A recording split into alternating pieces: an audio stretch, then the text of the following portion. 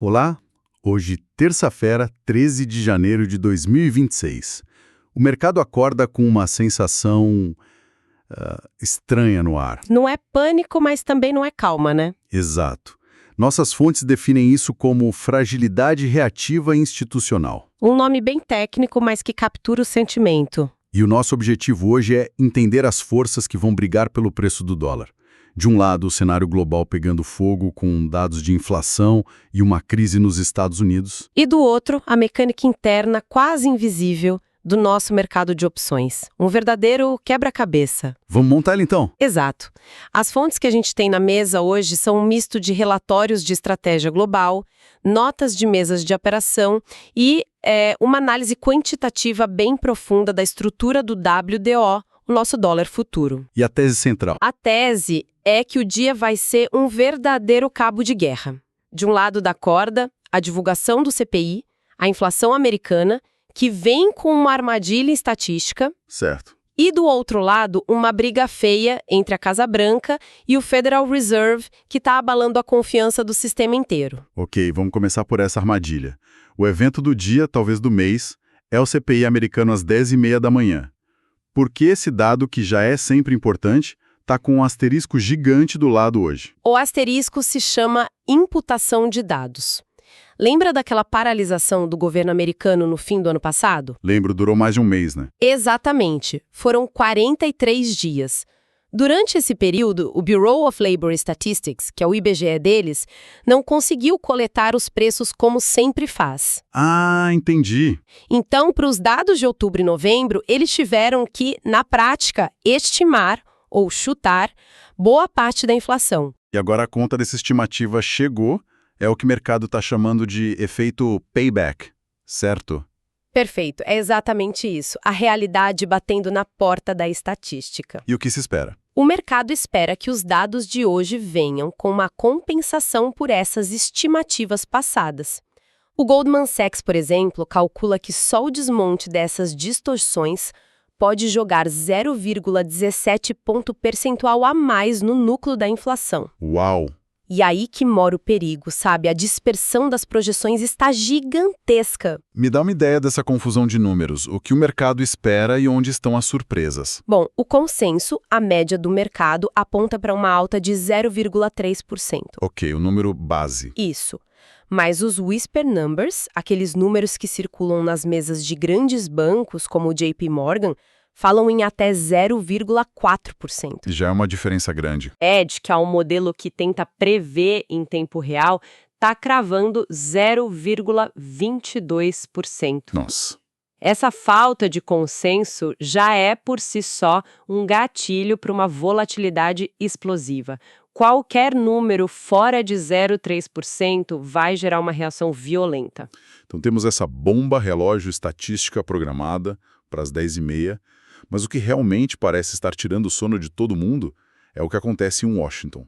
Isso já não é mais sobre planilha, é sobre poder. Agora a gente entra no território do imprevisível. O Departamento de Justiça americano simplesmente abriu uma investigação criminal contra o Jerome Powell. O presidente do Fed? O próprio. A desculpa oficial é sobre supostas irregularidades em obras na sede do Banco Central. Uma desculpa que ninguém no mercado comprou, imagina. Ninguém, claro. É uma interferência política na cara dura, então. Uma tentativa de forçar o Fed a cortar os juros, sob ameaça. Quais são os efeitos em cadeia disso? O primeiro efeito imediato é no preço do risco. Os juros dos títulos americanos de 10 anos, as Treasuries, já dispararam para 4,195%. A referência mundial. Exato. O dólar, medido pelo índice DXY, até se fortalece no curto prazo porque em momentos de medo as pessoas ainda correm para ele. Mas, pela primeira vez em muito tempo, o mercado começa a questionar o status do dólar como reserva de valor no longo prazo. E aí é que entra uma coisa que eu vi nas fontes e achei fascinante. O ouro e o dólar estão subindo juntos. Normalmente um é o oposto do outro. O que está acontecendo? Você tocou no ponto nevrálgico do dia. Isso é o que o mercado chama de debasement trade. Debasement trade. Me explica melhor. É uma jogada que aposta na desvalorização, no aviltamento da moeda. Quando o ouro sobe para uma máxima de 4.581 dólares, ao mesmo tempo que o dólar se fortalece, o sinal é muito claro. E que sinal é esse? Quer dizer que o mercado não está mais fugindo de uma moeda específica para se proteger no dólar. Ele está começando a fugir de todas as moedas de papel, sabe? De todas as moedas fiduciárias. Exatamente. Ele está correndo para um único ativo que não pode ser impresso por um político, o ouro. É uma fuga da credibilidade política, não apenas de uma economia. É o medo de que a independência dos bancos centrais, o pilar do sistema, esteja ruindo. É exatamente esse o medo. Uau. Ok, então temos esse furacão se formando em Washington, com implicações globais profundas, mas quem está operando aqui no Brasil pode estar pensando, tá, mas e daí? Como essa tempestade chega de fato na nossa costa? A tempestade chega e encontra um mar que já está bem agitado por aqui. Pois é. A gente tem a nossa própria geopolítica doméstica criminal, com o STF reagindo a denúncias de espionagem fiscal, o que aumenta a incerteza jurídica. E o risco de uma crise institucional por aqui também. Também. Por outro lado, tivemos uma notícia que trouxe um alívio pontual. Uma trégua entre o Banco Central e o TCU num caso envolvendo o Banco Master. Isso diminui um pouco o risco regulatório sobre o setor bancário. Certo, um contraponto. E na agenda, antes mesmo do furacão americano, temos um aperitivo local, né? Sim, às 9 da manhã sai a pesquisa mensal de serviços, a PMS. Ela funciona como um esquenta para o mercado. Um esquenta, como assim? Se os dados vierem muito fortes, indicando uma economia mais aquecida, a nossa curva de juros, o DI, pode começar a subir antes mesmo do dado americano. Ah, entendi. Já colocaria uma pressão nos ativos de risco como a bolsa logo na abertura. Exatamente. E em meio a todo esse caos, para onde está indo o dinheiro do investidor estrangeiro? Ele está fugindo do Brasil ou vendo alguma oportunidade? Aqui temos uma divergência muito interessante.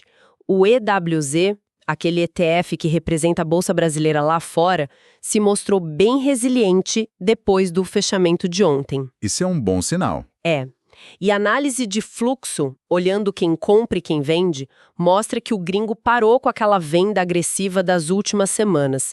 Ele começou a arbitrar a volatilidade. O que significa arbitrar a volatilidade? Significa que, em vez de apostar numa direção única, ele está usando a instabilidade para ganhar dinheiro. Mas o mais importante é o que está atraindo esse capital, o nosso carry trade. A nossa taxa de juros. A nossa Selic a 15% ao ano.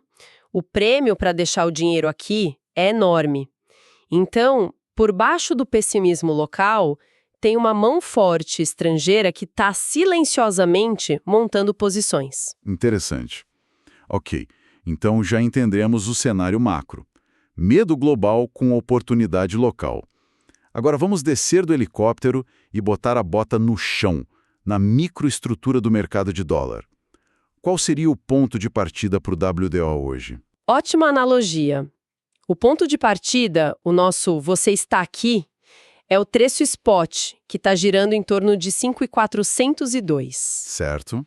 Mas o mais importante nesse mapa não é onde a gente está agora, mas sim onde estão as muralhas de defesa e os campos minados, né? Ok.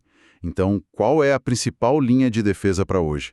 Onde está o suporte mais forte? A primeira e mais importante linha de defesa está em 50,1350. É o que o mercado chama de put wall. Muralha de puts. Isso. Pense nisso como um piso de concreto para o dia. É uma região onde existe uma concentração gigantesca de opções de venda. Então, se o preço cair até lá? Se o preço chegar perto de 53,50, os players que venderam essas opções, os market makers, terão que comprar dólar para se proteger, criando uma força compradora que segura o preço. Entendi. É um piso de concreto construído com contratos. E para cima, existe um teto de aço correspondente? Existe. É a call wall, mas ela está bem mais longe, lá em 56 centavos. Ah, bem distante. Sim. Isso nos diz que o mercado estruturalmente está mais preocupado com quedas bruscas do que com altas explosivas no curtíssimo prazo. O que é mais curioso, porém, é o que acontece bem perto de onde estamos agora. E o que é? No strike de 5.400, bem em cima do preço atual, temos a maior concentração de contratos, tanto de compra quanto de venda. As calls e as puts. Exato. Isso cria um efeito gravitacional, um verdadeiro ímã magnético que o mercado chama de pinning. Um imã. É. A tendência natural, se não houver um grande choque, é que o preço fique girando, sendo puxado para perto de 5.400. Fascinante. Então temos um piso forte em 5.350 e um imã em 5.400. Mas existe algum ponto nesse mapa que, se for cruzado, muda completamente as regras do jogo? Uma linha na areia? Sim, e essa é talvez a informação mais estratégica do dia. Essa linha é o Gamma Flip, e hoje ela está em 5.300. Gamma Flip. O que isso significa? Enquanto o preço estiver acima de 5.300, o mercado opera num regime que a gente chama de gama positivo. Certo. Isso significa que os market makers, para se manterem neutros, precisam vender na alta e comprar na baixa.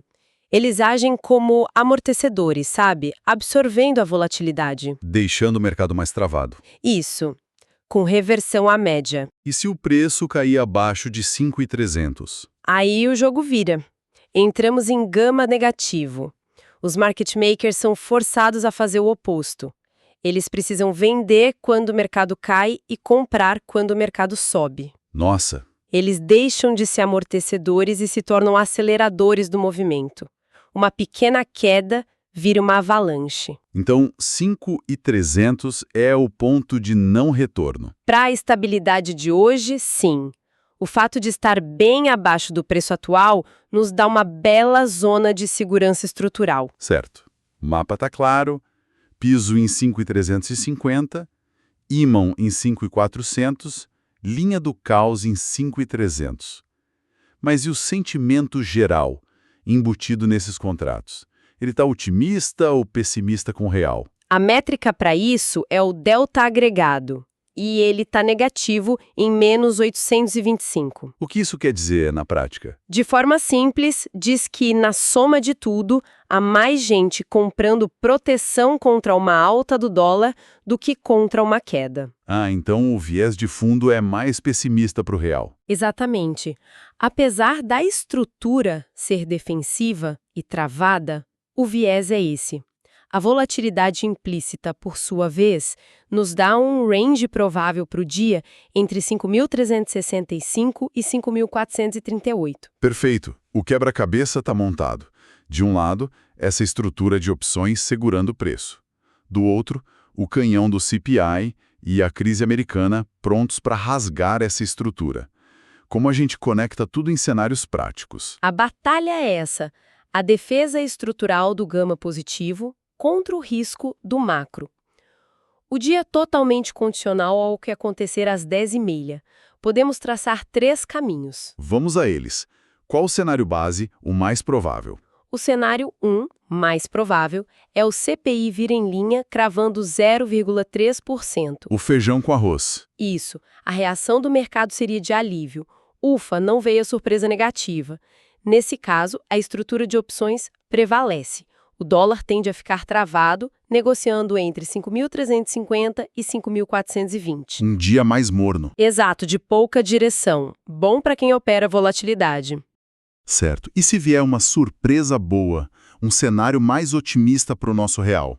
Esse seria o cenário 2, de baixa para o dólar. Acontece se o CPI vier bem abaixo do esperado, digamos abaixo de 0,2%. Uma surpresa desinflacionária. Gigantesca. Dispararia uma euforia global para ativos de risco, o mercado passaria a apostar em cortes de juros mais rápidos nos Estados Unidos. Pera um pouco. Nesse cenário, as fontes apontam um alvo de 5,250 para o dólar.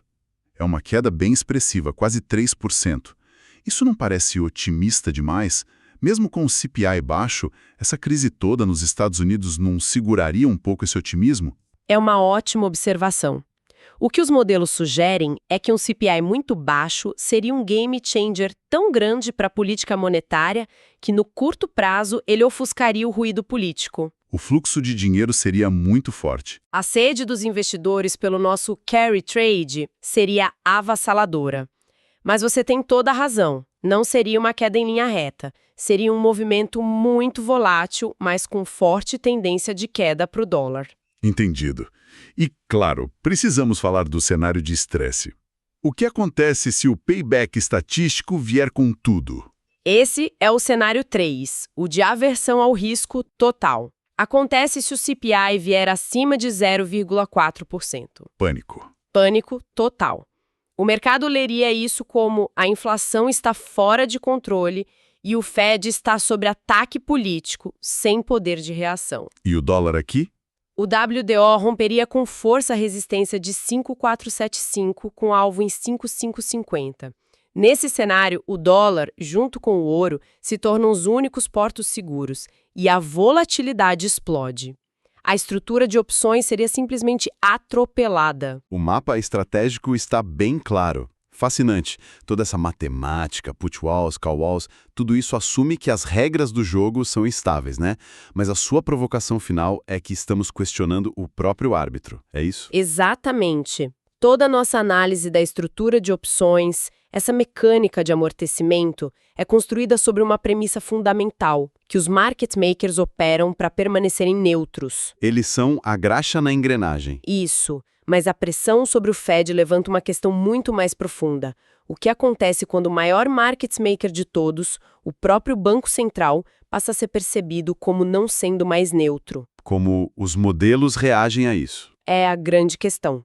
Como os modelos reagem quando a âncora de todo o sistema se torna ela mesma uma fonte de risco sistêmico? A discussão deixa de ser sobre como se proteger da variação do preço. O hedge do Gama. Exato. E passa a ser sobre como se proteger da perda de credibilidade de todo o sistema financeiro.